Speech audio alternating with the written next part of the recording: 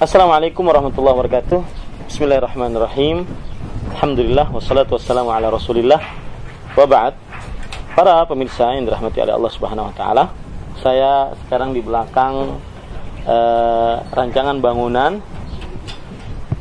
Islamic Center Imam Syafi'i di Banjarmasin. Dan pada kesempatan kali ini kita akan berbincang-bincang dengan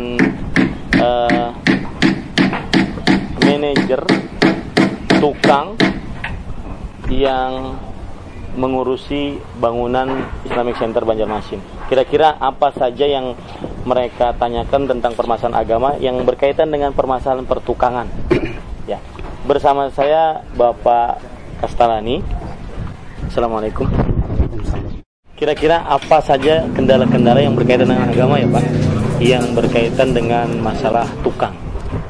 Masalah kami ini kalunya datang waktu sholat, pakaian kami ini kotor, jadi tidak bisa membersihkan. Gimana hukumnya? Gimana hukumnya ya? Baik. Para pemirsa yang dirahmati oleh Allah Subhanahu Wa Taala mungkin sudah mendengar pertanyaannya. Beberapa tukang tidak mengerjakan sholat ataupun malas dalam mengerjakan sholat karena permasalahan yang berkaitan dengan pakaian yang kotor.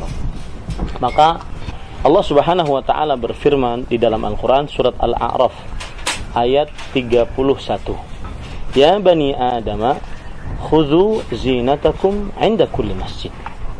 Artinya, wahai anak Adam, ambillah perhiasan-perhiasan kalian tatkala kalian pergi ke masjid. Ini ayat ditafsiri dalam kitab tafsir Imam Ibnu Katsir bahwasanya dahulu orang-orang pergi ke masjid itu dalam keadaan telanjang. Maka akhirnya diperintahkan oleh Allah Subhanahu wa taala untuk menutup auratnya. Nah, semestinya orang yang menghadap kepada Allah Subhanahu wa taala mereka dalam keadaan berpakaian yang bagus, yang pantas, layak untuk menghadap kepada Allah Subhanahu wa taala. Sebagaimana sabda Rasul sallallahu alaihi wasallam, ilbasu min thiyabikumul bayad. Pakailah dari pakaian kalian yang putih, semestinya seperti itu. Tetapi jika Bapak sebagai tukang kemudian ingin sholat, sudah masuk waktu sholat dan tidak boleh diundur-undur waktu sholat, tidak boleh juga ditinggalkan sholatnya karena Bapak muslim balik berakal, selain wanita yang haid diwajibkan untuk mengerjakan sholat, maka tidak boleh diundur-undur sholatnya. Maka pada saat itu ya, kalau seandainya tidak membawa baju ganti untuk sholat ya, maka kita bersihkan sesuatu yang kotor dari tubuh kita. Kemudian selama itu tidak najis, masih boleh kita untuk mengerjakan sholat selama tidak najis.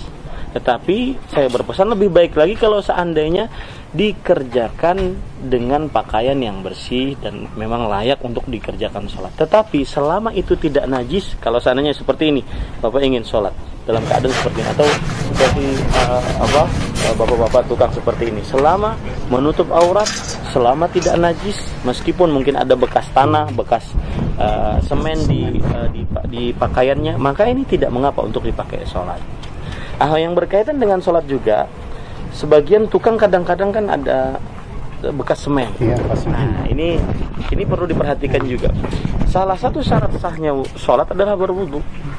Rasulullah sallallahu alaihi wasallam bersabda, la salata bi ghairi tuhur. Tidak sah sholat seseorang tanpa berwudu. Maka pada saat itu seseorang ketika para tukang ingin sholat, maka dibersihkan semuanya sampai dalam ukuran air itu mengenai kulit.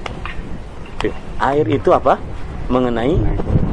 Nah, itu yang perlu diperhatikan ya. Air mengenai kulit. Adapun bekas-bekasnya sedikit-sedikit tidak mengapa. Yang penting semennya tadi tidak menutupi kulit sehingga tidak menutupi air terkena kulit. Nah, itu batasannya. Wallahu a'lam. Nah, ini misalnya saya bilayanya kami ini kan memang hari panas kalau kerja. kereta puasa itu juga sudah di rumah, cuma kadang-kadang tuh mau pecah, saking panasnya hari itu, atau kayak apa itu solusinya.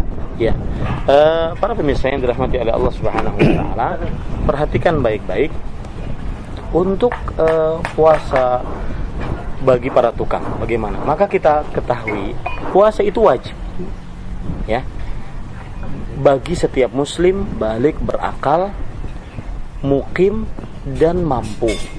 Nah, itu wajib.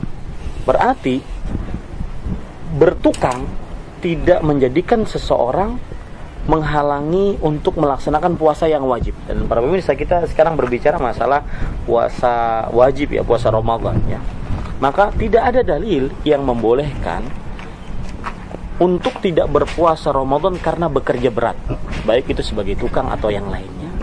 Maka tetap saja bekerja. Tetapi mungkin bisa saya kasih solusi, yaitu solusinya kalau seandainya Ramadan, maka bekerjanya malam, ya, setelah tarawih kah, nah, itu bekerjanya malam, dikerjakan malam. Karena sekali lagi tetap diwajibkan berpuasa di bulan Ramadan meskipun Bapak sebagai tukang, meskipun pekerjaan berat, sebagai tukang becak misalkan, sebagai tukang ojek, kuli bangunan, kuli di pasar, maka tetap wajib puasa. Karena Allah Subhanahu Wa Taala berfirman, ya ayyuhalladzina amanu kutiba alaikumusiyam kama kutiba alal ladzina min qablikum la'allakum tattaqun. Wahai orang-orang yang beriman, diwajibkan atas kalian berpuasa sebagaimana orang-orang sebelum kalian diwajibkan atasnya berpuasa, agar kalian bertakwa. Maka puasa itu wajib bagi muslim balik berakal, kemudian mukim mampu. Selama itu ada, meskipun pekerjaan berat, tetap wajib puasa. Ya, tidak boleh batal puasa, ya. Para tukang nggak boleh batal puasa, ya, kalau bulan Ramadan, ya, bapak-bapak. Haram hukumnya, karena seorang muslim tidak boleh membatalkan puasanya karena hanya sekedar berat bekerja. Ya, Allah. Para pemirsa yang dirahmati oleh Allah Subhanahu Wa Taala, itu sebagian dari permasalahan yang berkaitan dengan tukang. Maka insya Allah pada kesempatan yang akan datang kita bisa berbicara dengan para tukang tentang permasalahan-permasalahan agama yang bisa mereka ambil dan bisa mendapatkan solusinya. Mudah-mudahan ini bermanfaat. Wassalamualaikum warahmatullahi wabarakatuh. Terima kasih.